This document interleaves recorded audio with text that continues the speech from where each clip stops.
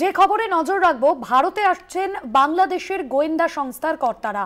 কি কারণে? এই কারণে উদ্বেগ বাড়ছে ভারতের, কারণ গোয়েন্দারা ভারতের আশ্রিত আওয়ামী লীগ নেতাদের তথ্য সংগ্রহ করছেন। গোয়েন্দাদের একটি অংশ পশ্চিমবঙ্গেও সক্রিয় বলে সূত্রের খবর। আমাদের পলিটিক্যাল এডিটর আশিস চট্টোপাধ্যায় রয়েছেন ফোন লাইনে।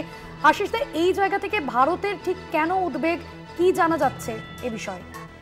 দেখো, অত্যন্ত উদ্বেগজনক খবর, শুধু ভারত সরকারেরই নয়, আমাদের সকলেরই।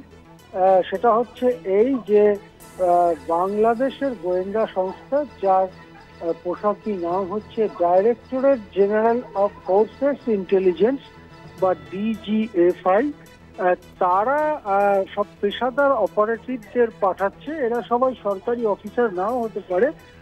এরা এক ধরনের পেশাদার, যারা নানা রকম ঘটনাও ঘটিয়ে দিতে পারে, এই ধরনের দক্ষতা এদের রয়েছে। এই ধরনের গোয়েন্দারা ভারতে ঢুকছে এবং কিভাবে ঢুকছে যেটা জানা যাচ্ছে ভারতের বিদেশ মন্ত্রক সূত্রে, যে বাংলাদেশ থেকে তো হাজার হাজার রোগী কলকাতায় বা ভারতের নানা জায়গায় চিকিৎসার জন্য আসেন। এই যে চিকিৎসার জন্য যে রোগীরা আসছেন, তাদের আত্মীয় সেজে এই গোয়েন্দারা ভারতে ঢুকে পড়ছে এবং ভারতের বিভিন্ন জায়গায় ছড়িয়ে যাচ্ছে। এবং আশঙ্কাটা এরকম যে এদের একটা বড় অংশ পশ্চিমবঙ্গে সক্রিয়। এদেরকে কি টাস্ক দেওয়া হয়েছে, কি কাজ করতে তারা আসছেন, যেটা জানা যাচ্ছে যে আওয়ামী লীগের বড় নেতা এবং সাংসদরা অনেকেই ভারতে আশ্রয় নিয়েছেন, কেননা সেখানে বাংলাদেশে থাকলে তাদের জীবনহানির আশঙ্কা তৈরি হয়েছিল। তাছাড়া অনেকে ঘরবাড়ি পুড়িয়েও দেওয়া হয়েছে, তারা অনেকে ভারতে আশ্রয় নিয়েছেন। এরা কোথায় আছেন, কি করছেন, এই সংক্রান্ত সমস্ত তথ্য সংগ্রহ করার দায়িত্ব নিয়ে এই অপারেটিভরা, এই গোয়েন্দারা ভারতে ঢুকছেন।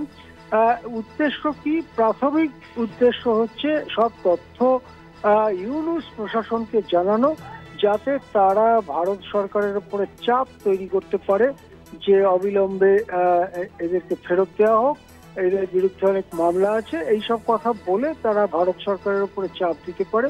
সেই জন্য বেআইনি ভাবে পরিচয় ভাঁড়িয়ে রোগীর আত্মীয় সেজে বাংলাদেশের গোয়েন্দারা ভারতে ঢুকে পড়ছেন এবং ছড়িয়ে যাচ্ছেন বিভিন্ন জায়গাতে।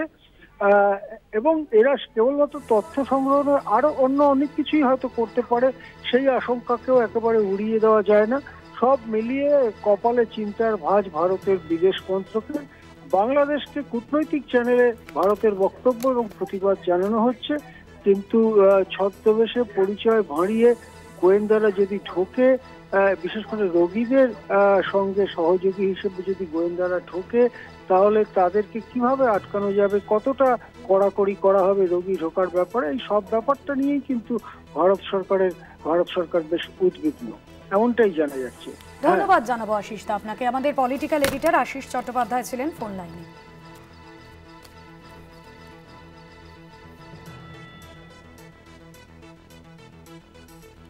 গোয়েন্দাদের একটি অংশ পশ্চিমবঙ্গেও সক্রিয় বলে জানা যাচ্ছে এবং ভারতে আসতে চলেছেন, ভারতে ঢুকছেন বাংলাদেশের গোয়েন্দা সংস্থার কর্তারা।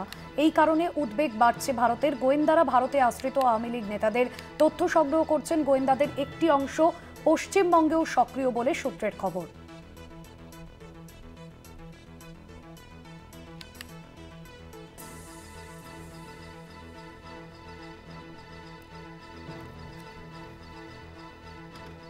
ভারতে ঢুকছেন বাংলাদেশের গোয়েন্দা সংস্থার কর্তারা। এই কারণে ভারতের ক্ষেত্রে উদ্বেগ বাড়ছে, কারণ গোয়েন্দারা ভারতে আশ্রিত আওয়ামী লীগ নেতাদের তথ্য নিতে চলেছেন এবং সেই বিষয়ে উদ্বেগ বাড়াচ্ছে ভারতের কাছে। গোয়েন্দারা ভারতে আশ্রিত আওয়ামী লীগ নেতাদের তথ্য সংগ্রহ করছেন, যা অত্যন্ত উদ্বেগের ভারতের কাছে, এমনটাই মনে করা হচ্ছে।